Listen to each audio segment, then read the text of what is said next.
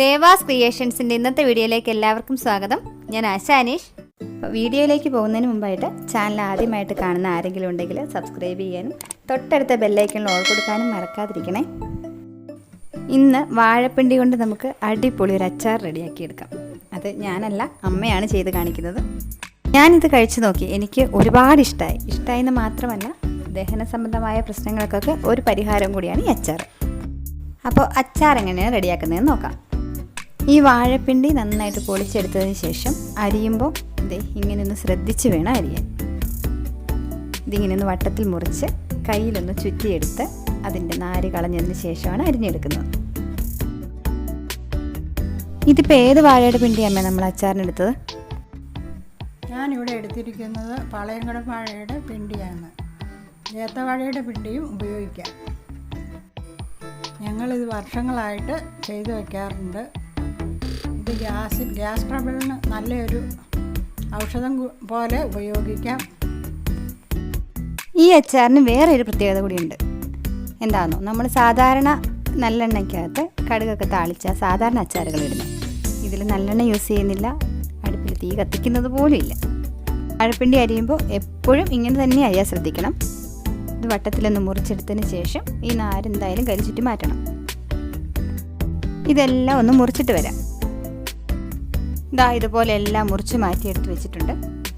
അതിനുശേഷം ഈ റൗണ്ടിലുള്ള ഓരോ പീസും എടുത്ത് ചെറുതായി അരിഞ്ഞരിഞ്ഞ് മാറ്റുക. ഇതിപ്പോൾ ഒരു വാഴയുടെ പകുതി ഭാഗത്തോളം പിണ്ടി നമ്മൾ അച്ചാറിനായിട്ട് എടുത്തിട്ടുണ്ട്. അപ്പോൾ അതിൻ്റെ അളവിലാണ് ബാക്കി ചേരുവകളെല്ലാം പറയുന്നത്. ഇനി ഇതുപോലെ ഇതെല്ലാം ഒന്ന് അരിഞ്ഞെടുത്തിട്ട് വരാം. ഇനി ഈ അച്ചാറിനായിട്ട് 10 പച്ചമുളകോളം ചെറുതായി വട്ടത്തിൽ അരിഞ്ഞെടുത്തിട്ടുണ്ട്. 100 ഗ്രാം ഇഞ്ചി കനം കുറച്ച് ചെറുതായി അരിഞ്ഞെടുത്തിട്ടുണ്ട്. ഒരു 3 കുടം വെളുത്തുള്ളി എടുത്തിട്ടുണ്ട്. കുറച്ച് കറിവേപ്പില തണ്ട്. ഇനി ഇതിലേക്ക് കുറച്ച് ഉപ്പിട്ടതിന് ശേഷം ഇതുപോലെ നന്നായിട്ടൊന്ന് കുടഞ്ഞ് യോജിപ്പിക്കുക.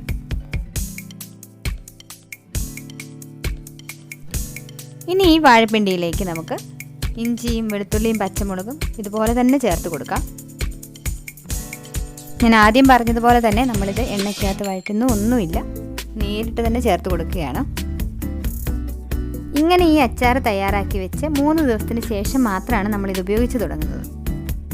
അപ്പോൾ മാത്രമേ ഇഞ്ചിയുടെയും പച്ചമുളകിൻ്റെയും വെളുത്തുള്ളിയുടെയും എല്ലാം രുചി ഈ അച്ചാറിലേക്ക് പിടിക്കുകയുള്ളൂ.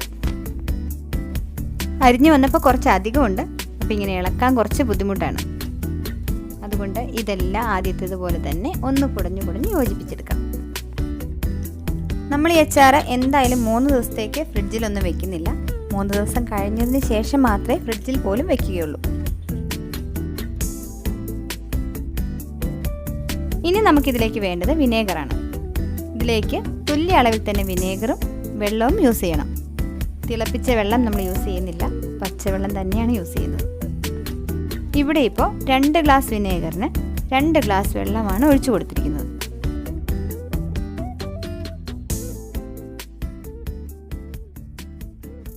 കറിവേപ്പില ചേർത്തില്ലായിരുന്നു, അപ്പോൾ അതുകൂടെ ഈ കൂടെ ചേർത്ത് കൊടുക്കുകയാണ്.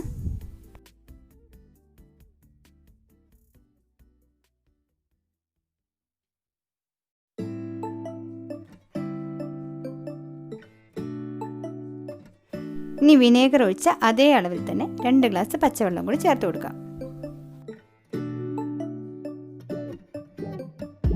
ഇതിപ്പോൾ ഇത്ര അളവിലുള്ളത് കൊണ്ടാണ് 2 ഗ്ലാസ് വിനേഗറും 2 ഗ്ലാസ് പച്ചവെള്ളവും ചേർത്ത് കൊടുക്കുന്നത്. നിങ്ങൾ കുറച്ചായിട്ടുണ്ടാക്കുന്ന സമയത്ത് അതിനനുസരിച്ചുള്ള വിനേഗറും അതേ അളവിൽ തന്നെ പച്ചവെള്ളവും ചേർത്ത് കൊടുക്കണം.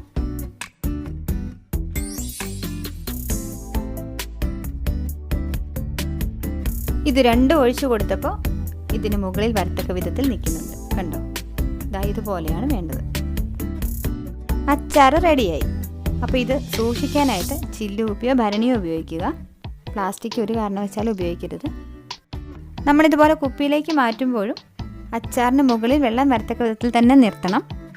അതുപോലെ കുപ്പി മുഴുവനായിട്ട് നിറയ്ക്കരുത്. ഒരു 1/4 ഭാഗത്തോളം മാത്രമേ ഈ അച്ചാർ നിറച്ച് വെക്കാൻ പാടുള്ളൂ. കണ്ടില്ലേ, അച്ചാർ റെഡിയായി. വാഴപ്പിണ്ടി പൊളിച്ചെടുക്കാനുള്ള ചെറിയൊരു ബുദ്ധിമുട്ട് മാത്രമേ ഇതിനകത്തുള്ളൂ. അപ്പോൾ അതൊരു ബുദ്ധിമുട്ടായി കണക്കാക്കാതെ എല്ലാവരും ഈ അച്ചാർ തീർച്ചയായും ട്രൈ ചെയ്ത് നോക്കണം. നോക്കിയാൽ മാത്രം പോരാ, അഭിപ്രായങ്ങളും നിർദ്ദേശങ്ങളും മറക്കാതെ അറിയിക്കുക. പുതിയൊരു വീഡിയോയിലൂടെ വീണ്ടും കാണുന്നത് വരേക്കും ബൈ.